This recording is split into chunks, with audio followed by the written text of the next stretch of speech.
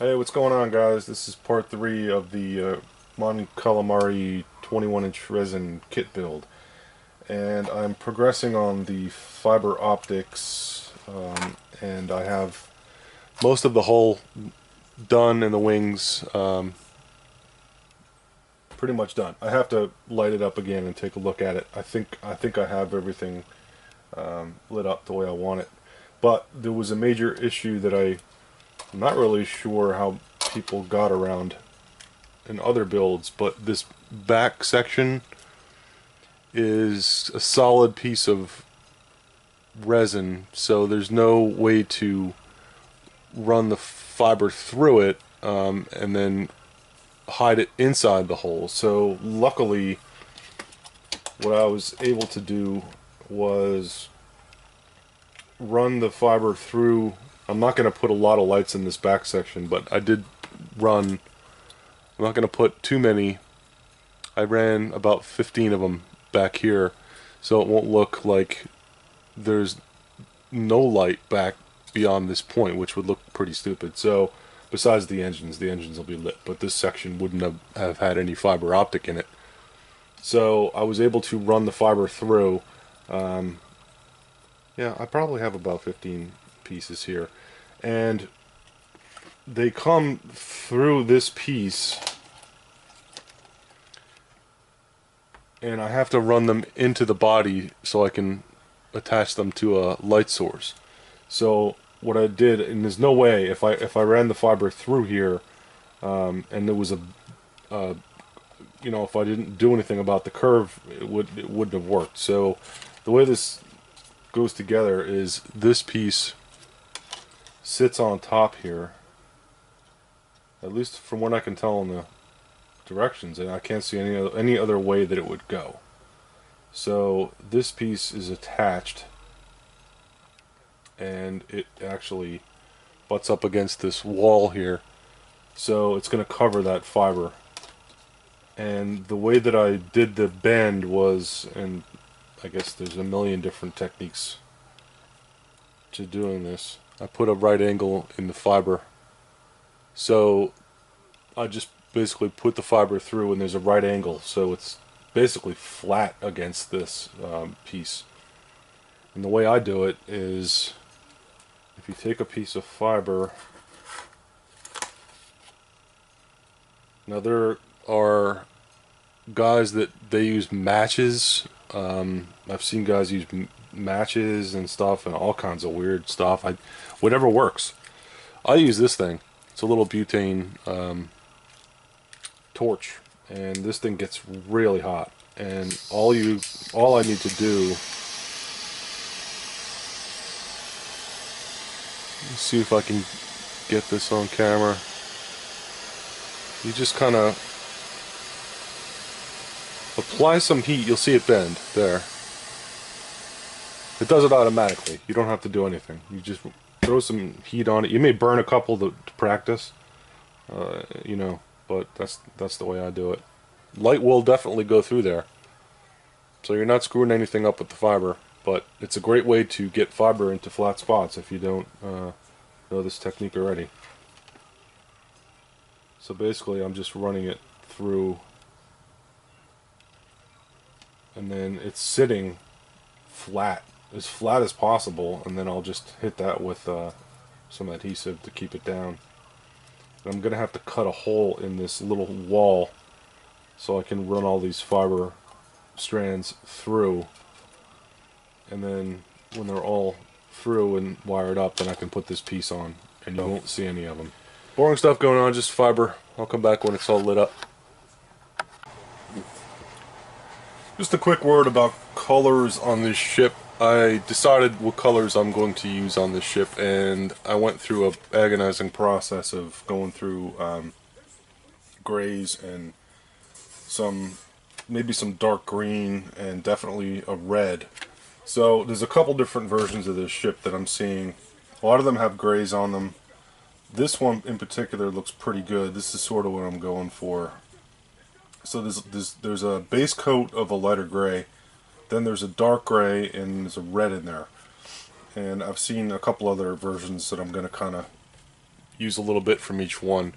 So what I did was I did a test spray of 2 different grays as a base coat, and one is a sort of like a goose gray, I think it's called, and then there's a diver gray, which I really like. And this is a polytranspar paint. This is from a taxidermy place, Mackenzie's, and I got this. It's a lacquer based. It's called Diver Gray, and I got this when I ordered some iridescent paint. I threw this in just to see how their other paints were, and this is actually really nice. I like this color. So since it was lacquer based, I wasn't sure how the acrylics were going to deal with it, so I tested some acrylics on here, and there's a bunch of different colors that I had put on here, and there's a couple grays and a couple of greens and a red. A lot of the Star Wars ships seem to use insignia red, which is, I believe, it's insignia red, and this is Model Masters, and I mixed that with a little bit of rust to get this color. And then I looked at some pictures, and this ship has a little more of an orangish red. So I put orange in there, mixed some orange acrylic in there to give more of an orange tint. I think I'm going to use gray RLM, which is a really good color. That's sort of like a greenish gray. And there's a green that I had by Model Master that's green drab, and I'm going to use that. And I mixed a little white to lighten it up because this was really dark. So those are the 4 colors that I think I'm going to use, the base coat and the 3 other colors, and I might throw in another gray just to see how it looks. And I want to keep it all kind of earth tones just to stick with the theme of the ship itself. And I went through probably about 20 different grays, getting the right mix, because some of them have a bluish tint, some of them have a brownish tint. All I know is every time I do this, I go through all these different grays just to get the right one. I mean, there's neutral gray, there's dark ghost gray, there's light ghost gray, there's light gray Model Masters, there's gold gray, there's dark gold gray, there's light gold gray. It's just crazy ridiculous, and you have to, go through each one. Then there's all the whole sets of gray primers that all have different shades that are all darker and lighter. So I don't know. I just do what looks good. So I'll come back when I have the fiber and everything else and the lighting all done, and I will show you what it looks like before I start the detail painting. So I'll come back.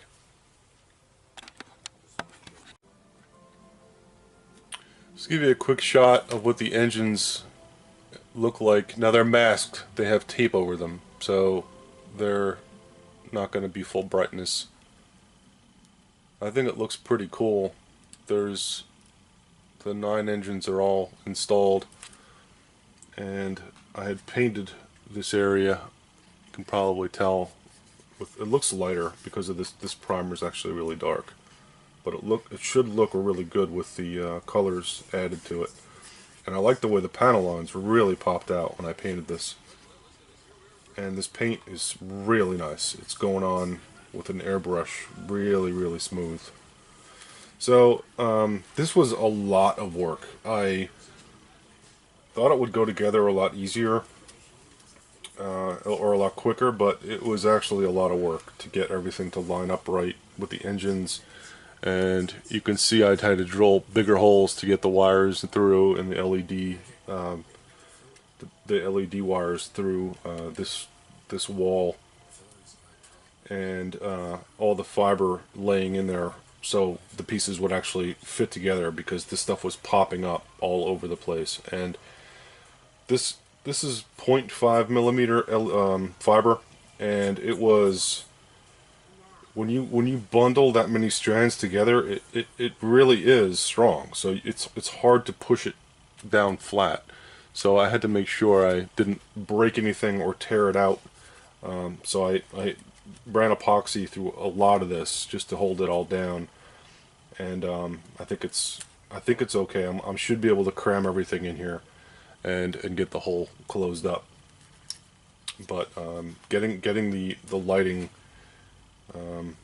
it was was a good amount of work. I put an LED in this bay here because this is actually really lit up on the bottom of the ship. It's actually brighter than in what I can see in the movies than I have it, but it should be bright enough, and it's going to light up this whole bay in here. I didn't want to put two in because I thought it would be overkill.